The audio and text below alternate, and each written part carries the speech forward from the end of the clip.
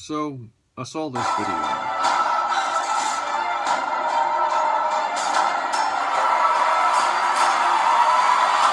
So, being a history nut and a gun guy and somebody that enjoys studying the different conflicts throughout history, I thought to myself, I gotta make me one of these. So I did. This is my World War I Battlefield 1 inspired trench mace. And I'm gonna show you how I made it today.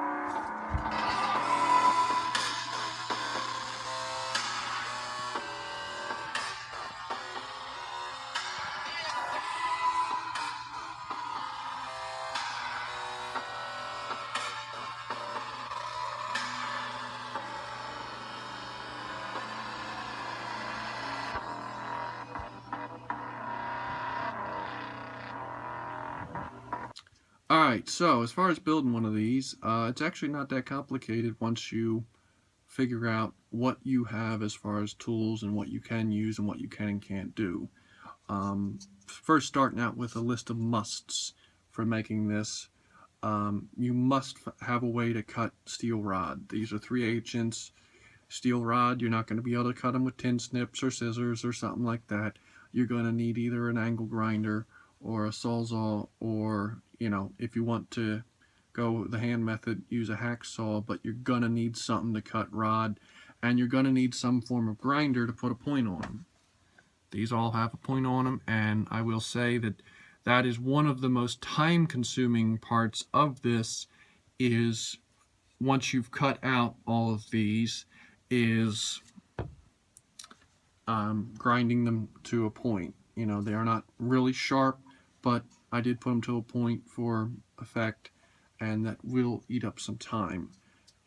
You're obviously going to need a way to cut wood. This rod, you know, depending upon what you find, you're going to need to cut it to length. So obviously, if you can cut steel, you can probably cut wood, so not that big a deal. You're going to need a way to drill.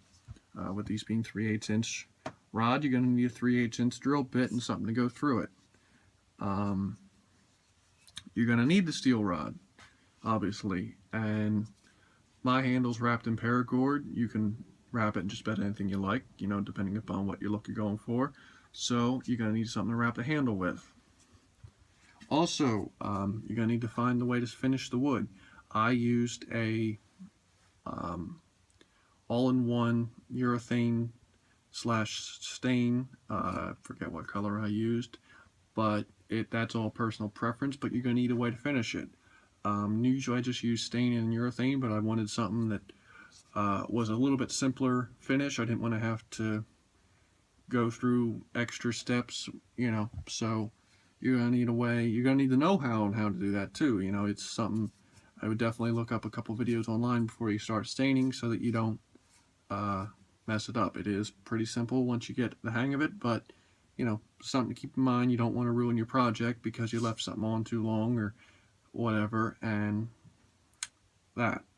So, starting out, the two main parts of this, the actual club head and this is about 21 inches long. Now, that might seem long, but when you actually look at footage in-game and you look at different historical photos, I mean, this, you know, they wanted something a little bit bigger and a little bit heftier because, you know, they were in combat and you didn't want this little tiny thing to be beaten on somebody with. You know, this is, after all, the trenches of World War I. You want something that can get the job done. So this is about 21 inches long, and for the most part, people make them in between 25 and 20 inches long. This happens to be about 21 inches, not counting the spike. So, starting out, the main club head is a rolling pin. And I know it doesn't really look like a rolling pin, but if you can imagine little handles on the end of this, that's a rolling pin. I actually got a cheap rolling pin from Walmart for about $5. And what I did was, I believe it was about a 1/2 inch hole going through the rolling pin. So I took out the rod and I took out everything, and I drilled 4 holes, then 3 holes, and then I flipped it over and did the same thing on the other side to make it that they're all even and symmetrical. Now, you know, if you're going for a copy of what was in the game. You want them symmetrical. Obviously, if you're looking to do your own thing, then you can alter it as needed. So the main thing is the rolling pin and the handle, which the handle runs through the full length of the club, making it stronger. If you're looking to take this out, and have some fun in the yard, I've seen, you can smash up some pumpkins or something for Halloween, take out a couple milk jugs, whatever you're looking to do, mess around. Certainly don't walk down the street with one of these. They are a weapon. That's the thing is, you're not building this out of styrofoam. You're building it out of wood and steel, and don't have this in your trunk because it is a weapon. Just keep that in mind. They're not toys. Something like this hangs on my wall, but it is, a weapon. So the handle is actually a piece of one of the spindles out of a railing. If you ever seen a wood deck or something that's got, the posts going in the railing, that's actually what this is. This is one of them cut down, and then the end is sanded down and rounded to form the handle. Now everybody's going to be different, like I said, depending upon how. If you get a rolling pin to use, the hole could be bigger or smaller, and you'll have to adjust as needed. Obviously you're not going to be able to find the exact same thing I did. I'm sure the rolling pins are universally sold at Walmart, so that could be your starting thing, which is nice because I didn't have to cut down the rolling pin. This was already perfect length for me. So what happened was, after I cut all that down, you've got to fit it. Now there is a steel washer here that's fitted on that holds everything in place, and it keeps this from sliding up and down the shaft. Once everything is on, you're going to want to epoxy this on. I used JB Weld, and I JB welded this onto the handle when everything was fitted. Now as far as the spikes, that's probably one of your most time consuming things. Once you've drilled your hole and everything, go to any hardware store, you can get a 3/8 inch steel rod, and that'll be your spikes. And this is going to take a while, depending upon how many holes you're going to need. You're going to put in, you're going to need to cut a spike for each and every thing.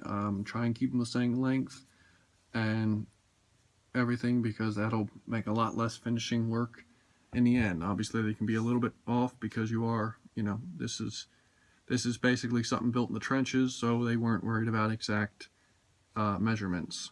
So once you cut out your spikes, you're going to need a grinder or something. There's a couple different ways you can do it.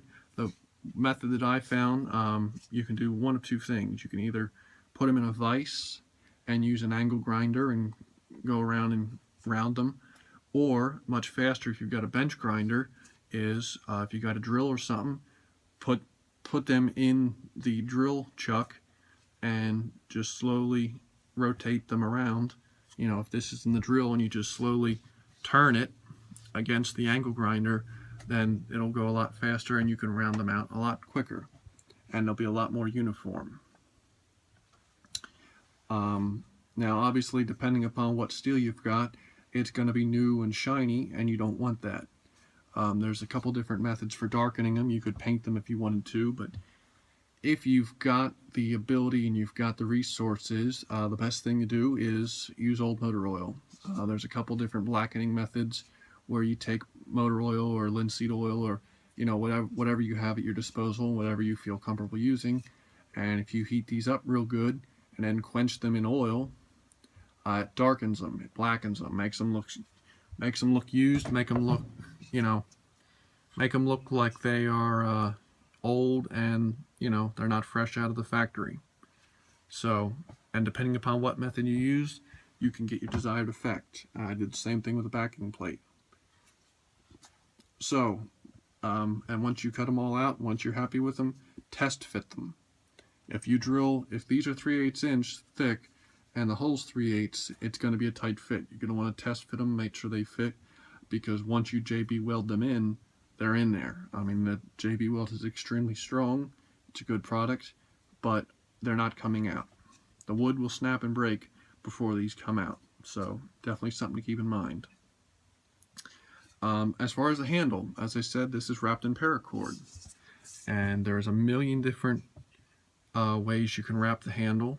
There's a million different colors. There's a million different wraps. This is just a simple, I believe it's called country crossing knot. And it's a very simple design. I didn't want to go for anything too complicated, being that it's a trench mace.